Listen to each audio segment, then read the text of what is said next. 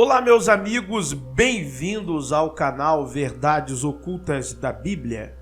E eu quero passar aqui para vocês, em breves minutos, um pouco do conhecimento acerca dos acadêmicos que já há longa data estudaram e estudam o zoroastrismo e trazem à luz, através da análise exegética, da linguística, da arqueologia e da historiografia, que sim, o zoroastrismo, também conhecido como mazdaísmo, precedeu o judaísmo. É uma religião mais antiga do que o judaísmo e o cristianismo, e que sim, o mazdaísmo influenciou o judaísmo e influenciou o cristianismo. O que acontece é que poucos canais no YouTube fazem o trabalho que eu faço de trazer as referências bibliográficas, de mostrar quem são os autores, aonde está o texto, aonde está a correlação, qual é a parte mais antiga do Avesta, qual é a parte mais próxima da nossa era. Então, esse trabalho que é mais detalhado, este trabalho que é um pouco mais refinado, é que falta, e aí acaba acontecendo uma desinformação, não por parte dos transmissores, mas que pela ausência de fontes que eles transmitem, acontece uma desinformação entre aqueles que estão absorvendo e repassando as informações, porque eles carecem de fontes.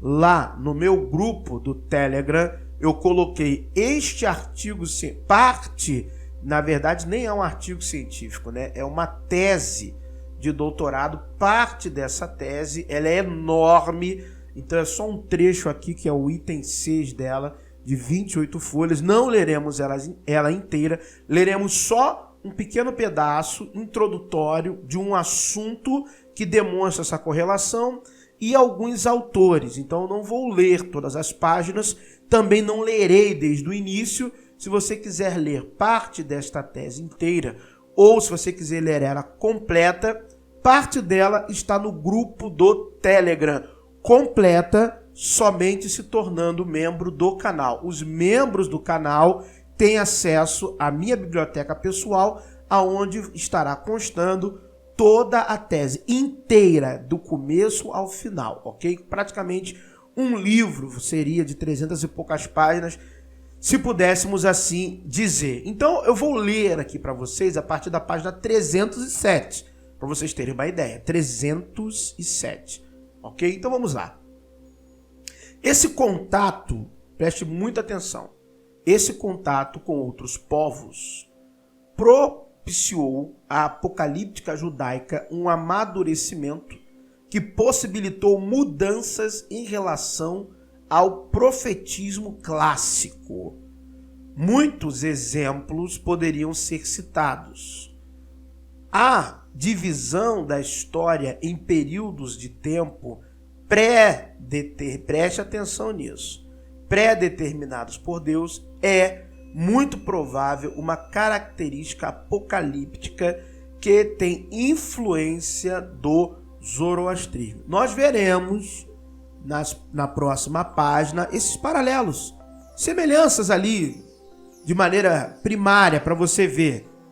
Capítulo tal, versículo tal e livro tal do Avesta. Mas vamos continuar aqui.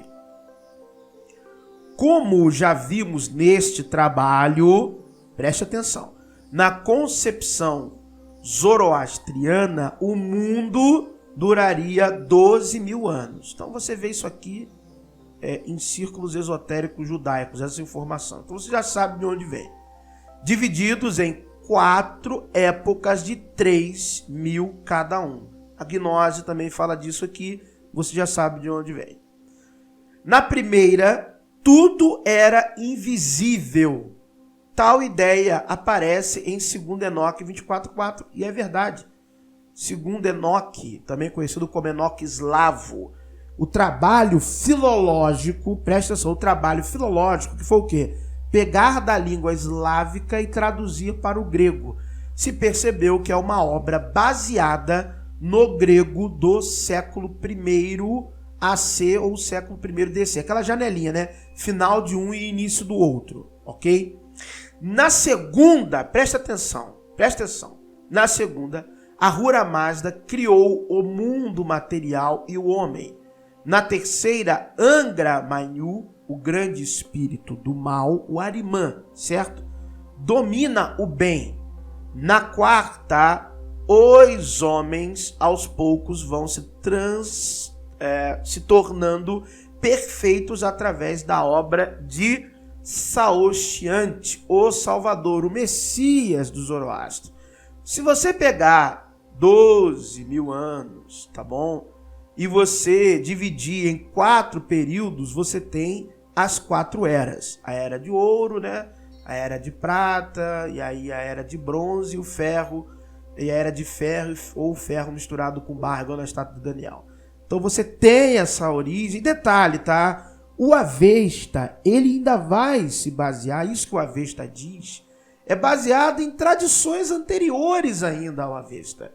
Hindu-arianas, tá? Lá das mitologias persas ainda, ok?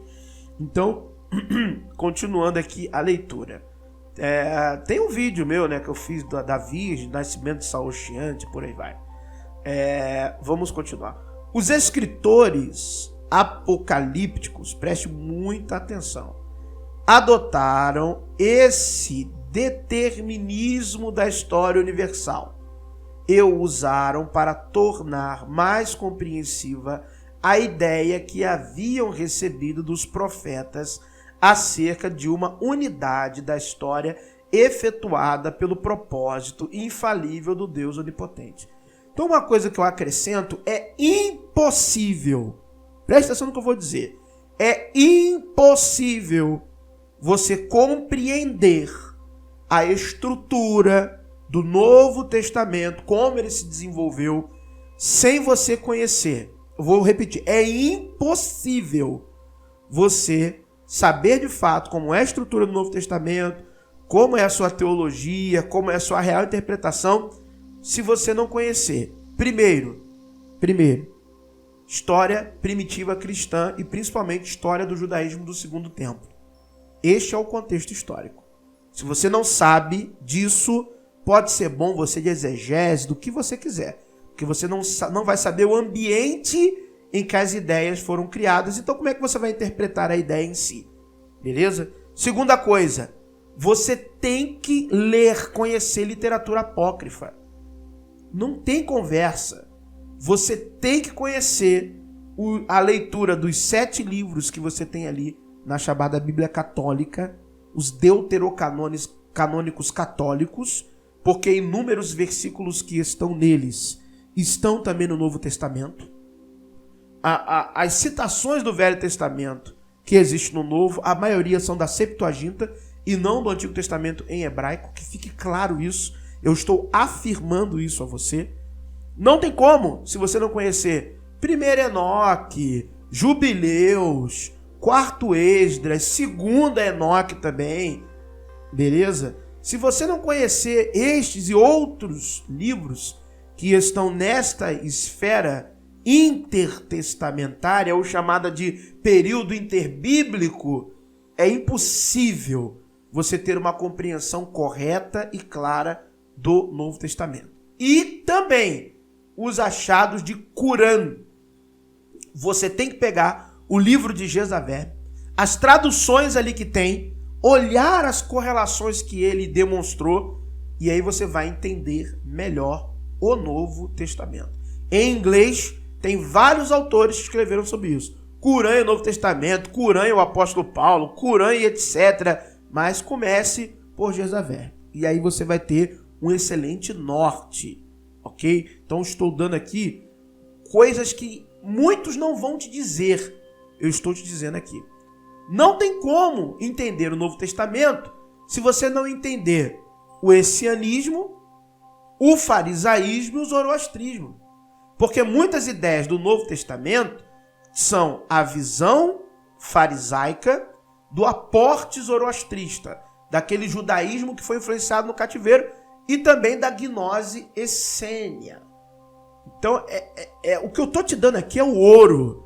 Eu estou te dando aqui, ó, de graça, de mão beijada, o que você estaria vendo, ou fazendo, ou estudando, sei lá em qual semestre, de uma faculdade, de fato, teológica, ou ciência da religião, e por aí vai. Então vamos lá.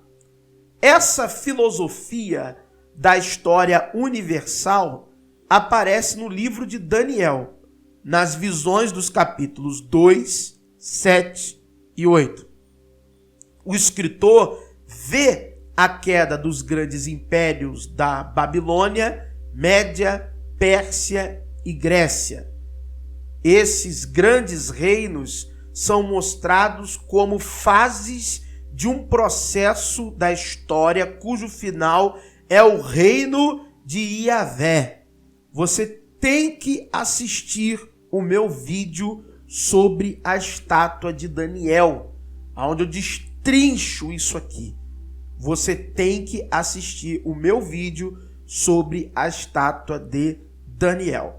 Eu mostro desde Exildo em diante esse esquema de 4 reinos sendo demonstrado na literatura do Oriente.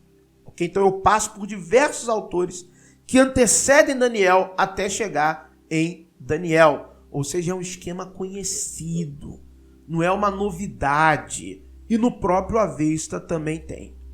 Ótimo, vamos continuar.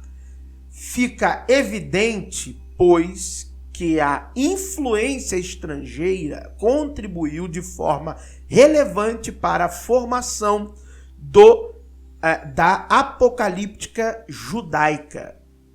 No caso do mito cosmogônico, preste atenção nisso aqui, ó. No caso do mito cosmogônico com caráter marcadamente dualista, ele sobreviveu apenas em textos escritos em Palavi.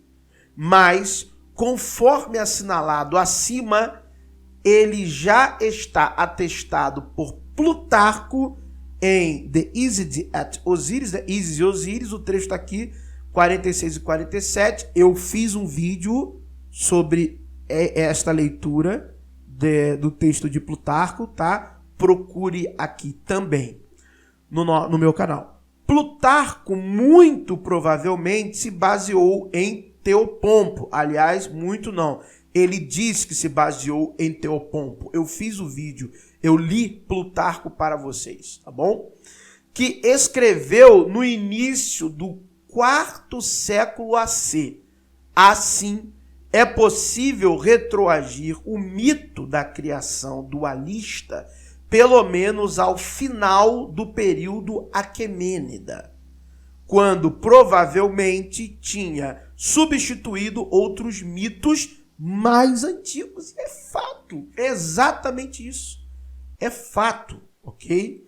Então, vamos continuar aqui a leitura.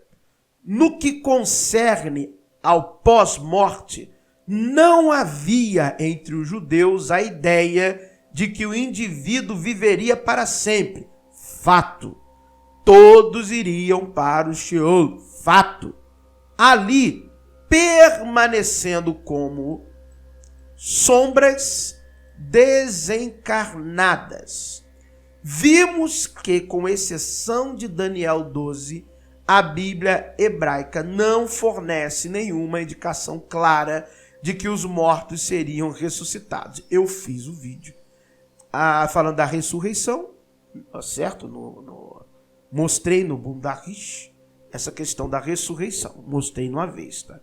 É só você procurar meu vídeo aqui falando sobre ressurreição, onde eu comento, né, uma fala do professor Oswaldo, em que o professor Oswaldo, um homem brilhante, inteligentíssimo, um grande professor, ele faz a citação de que essa questão da ressurreição vem do zoroastrismo.